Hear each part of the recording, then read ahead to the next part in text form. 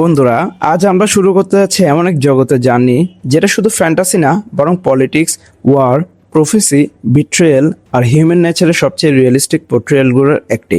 এই ইউনিভার্সের নাম A song of ice and fire.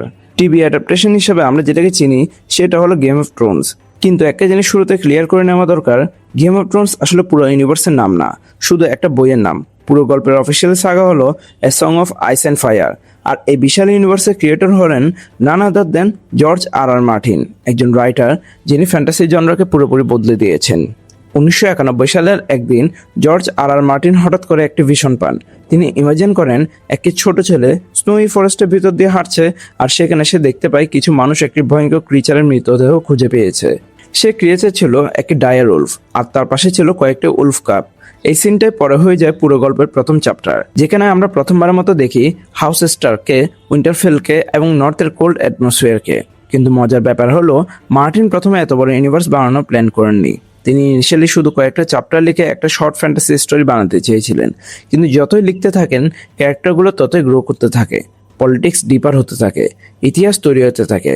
আর একসময় তিনি বুঝতে পারেন এটা ছোট গল্প না, বরং হাজার বছরের ইতিহাস নিয়ে করা একটি ম্যাসিভ ওয়ার্ল্ড। জর্জ মার্টিনের সবচেয়ে ইউনিক দিক ছিল তিনি ট্রেডিশনাল ফ্যান্টাসি রুলস ফলো করেননি। এর আগে ফ্যান্টাসি মানে ছিল clear hero, clear villain, magical adventure. কিন্তু মার্টিন চেয়েছিলেন একটি রিয়েলিস্টিক মিডিয়েবল ওয়ার্ল্ড তৈরি করতে, যেখানে ভালো মানুষও ভুল করবে, ভিলেনও সিম্প্যাথিক হতে পারে, আর যে কোনো ক্যারেক্টার যে কোনো সময় মারা যেতে পারে। এই ইন্সপিরেশনের পিছনে রিয়েল হিস্টোরিও ছিল।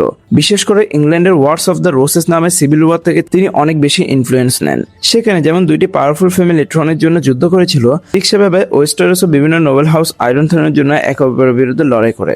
1996 সালে ফাইনালি রিলিজ হয়ে প্রথম বই গেম অফ থ্রোনস। প্রথম দিকে বইটা খুব মেইনস্ট্রিমে ছিল না, কিন্তু যারা পড়েছিল তারা ইনস্ট্যান্টলি বুঝে যায় এটা অন্যরকম কিছু। কারণ এখানে ফ্যান্টাসি ওয়ার্ল্ড থাকলেও গল্পটা ফিল হয় সারপ্রাইজিংলি রিয়েল। এই ইউনিভার্সের সবচেয়ে বড় স্ট্রেংথ হলো এর ওয়ার্ল্ড বিল্ডিং। জর্জ মার্টিন শুধু একটা কিংডম তৈরি করেননি, তিনি কমপ্লিট সিভিলাইজেশন তৈরি করেছেন। তাদের history, religion, language, culture, politics, myths সবকিছু ডিটেলে ডেভেলপ করেছেন। এখন প্রশ্ন হলো, এই ইউনিভার্স আসলে কোথায় সেট করা?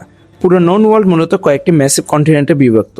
এর মধ্যে সবচেয়ে ইম্পর্টেন্ট হলো ওয়েস্টারস আর এসোস। ওয়েস্টারস হলো সেই কন্টিনেন্ট যেখানে গেম অফ থ্রোনসের মেন স্টোরি ঘটে। এটা হিউজ একটা ল্যান্ডমাস, এটা নর্থ থেকে সাউথ পর্যন্ত হাজার হাজার মাইলস জুড়ে বিস্তৃত। এই কন্টিনেন্টে রয়েছে 7 কিংডমস, অর্থাৎ 7টি প্রধান রিজিয়ন, যেগুলো একসময় আলাদা কিংডম ছিল, যদিও পরে এগুলো একসাথে হয়ে একটি 7 কিংডমের আন্ডারে চলে আসে। সবচেয়ে উত্তর রয়েছে দি নর্থ, যেটাকে রুল করে হাউস স্টার। স্নো, ফরেস্ট আর ফ্রিজিং কোল্ডের জন্য এই অঞ্চল ফেমাস। তাদের অ্যানচেস্ট্রাল ক্যাসেল হলো উইন্টারফেল, আর নর্থের মানুষদের মোটো হলো উইন্টার ইজ কামিং। এই লাইন শুধু একটা স্লোগান না, এটা একটা ওয়ার্নিং। কারণ নর্থের বিয়ন্ডে রয়েছে ভয়ঙ্কর রহস্য। কারণ আরও উত্তরে আছে বিশাল জায়ান্ট আইস ওয়াল, যাকে দি ওয়াল বলা হয়। কয়েকশো ফুট উঁচু এই ম্যাসিভ স্ট্রাকচার তৈরি হয়েছিল হাজার বছর আগে, মূলত হোয়াইট ওয়াকার্সদেরকে থামানোর জন্য। এই ওয়াল গার্ড করে নাইট ওয়াচ নামে একটি ব্রাদারহুড। সাউথে গেলে আমরা পাই ক্যাপিটাল সিটি কিংস ল্যান্ডিং, এখানেই রয়েছে আয়রন থ্রোন। 7 কিংডমসের রুলার এখান থেকে পুরো রিয়েলমকে কন্ট্রোল করে। কিন্তু আয়রন থ্রোন শুধু পাওয়ারের সিম্বল না, এটা গ্রিড, বিট্রেয়াল আর এন্ডলেস পলিটিক্যাল কনফ্লিক্টের কেন্দ্র। ওয়েস্টারসের প্রতিটি রিজন আবার কমপ্লিটলি ডিফারেন্ট। যেমন দি ভেল হচ্ছে জায়ান্ট মাউন্টেন্সে প্রোটেক্টেড, ডন হলো হট ডেজার্ট কিংডম, আয়রন আইল্যান্ডের মানুষরা ব্রুটাল সিরিয়াইডার, আর রিচ হলো সবচেয়ে রিচ এবং ফার্টাইল রিজিয়ন। এখানে প্রতিটি হাউসের নিজস্ব ব্যানার, ওয়ার্ডস, আর্মি এবং সেঞ্চুরিজ ওল্ড হিস্ট্রি রয়েছে। House Lannister, house Baratheon, house Targaryen, প্রত্যেক ফ্যামিলি এই পৃথিবীর ইতিহাস বদলে দিয়েছে। এবার আসে অ্যাসোসের দিকে। ওয়েস্টারসের ইস্ট সাইডে ন্যারো সির ওপারে রয়েছে বিশাল কন্টিনেন্ট অ্যাসোস। আমরা পরবর্তী ভিডিওগুলোতে প্রত্যেকটি ফ্যামিলি সম্পর্কে আরও ডিটেলে জানবো। এটা ওয়েস্টারস থেকে অনেক বড় এবং কালচারাল দিক থেকেও অনেক বেশি ডাইভার্স। এসোসের সবচেয়ে লিজেন্ডারি সিভিলাইজেশন ছিল ভ্যালেরিয়া। একসময় ভ্যালেরিয়ান্স ছিল পুরো পৃথিবীর সবচেয়ে পাওয়ারফুল এম্পায়ার। তারা ড্রাগনস কন্ট্রোল করতে পারতো, আর এটাই তাদেরকে অনেক বেশি পাওয়ারফুল করে ফেলে। ড্রাগন ফায়ার ব্যবহার করে তারা এন্টায়ার নেশনস কনকিউর করেছিল। টার্গেরিয়ান ফ্যামিলি আসলে এই ভ্যালেরিয়ান থেকে এসেছিল। কিন্তু হঠাৎ করে ঘটে একটা ভয়ঙ্কর ঘটনা, দি ডুম অফ ভ্যালেরিয়া। মাত্র একদিনে পুরো ভ্যালেরিয়ান সিভিলাইজেশন ধ্বংস হয়ে যায়।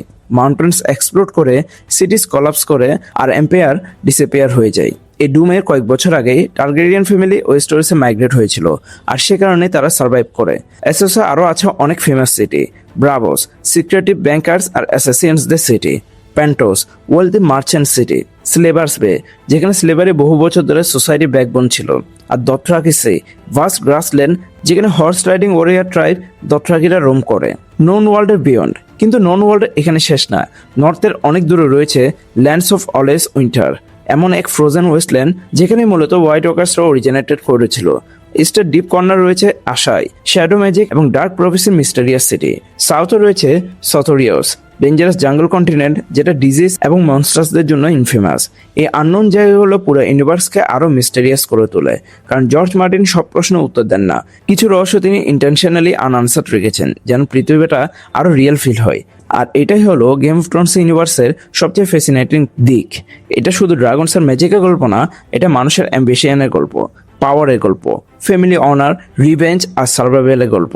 এখানে কেউ কমপ্লিটলি হিরো না, কেউ কমপ্লিটলি ভিলেনও না। প্রতিটি ক্যারেক্টার নিজের পার্সপেক্টিভ থেকে ঠিক, আর সে কারণে এই পৃথিবীটা এত বিলিভেবল লাগে। পরের এপিসোডে আমরা ডাইভ করব ওয়েস্টেরসের অ্যানশিয়েন্ট হিস্ট্রিতে।